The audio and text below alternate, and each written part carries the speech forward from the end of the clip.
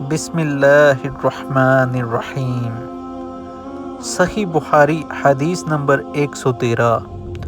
میں نے حضرت ابو ہریرہ رضی اللہ تعالی عنہ کو کہتے ہوئے سنا کہ رسول اللہ صلی اللہ علیہ وآلہ وسلم کے صحابہ میں سے عبداللہ بن عمر رضی اللہ عنہما کے علاوہ مجھ سے زیادہ کوئی حدیث بیان کرنے والا نہیں تھا، مگر وہ لکھ لیا کرتے تھے اور میں لکھتا نہیں تھا۔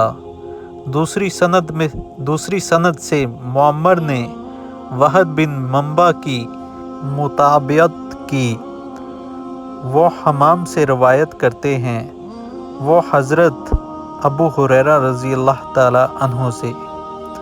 صحیح بخاری حدیث نمبر 114۔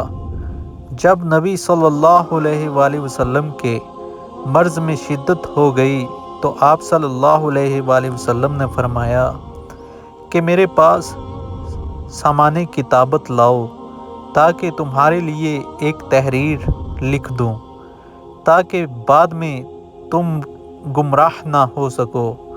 اس پر حضرت عمر رضی اللہ تعالی عنہ نے لوگوں سے کہا کہ اس وقت آپ صلی اللہ علیہ وآلہ وسلم پر تکلیف کا غلبہ ہے اور ہمارے پاس اللہ کی کتاب قرآن موجود ہے جو ہمیں ہدایت کے لیے کافی ہے۔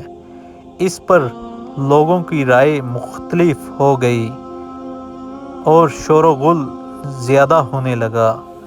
آپ صلی اللہ علیہ وآلہ وسلم نے فرمایا، میرے پاس سے اٹھ کھڑے ہو، میرے پاس جھگڑنا ٹھیک نہیں۔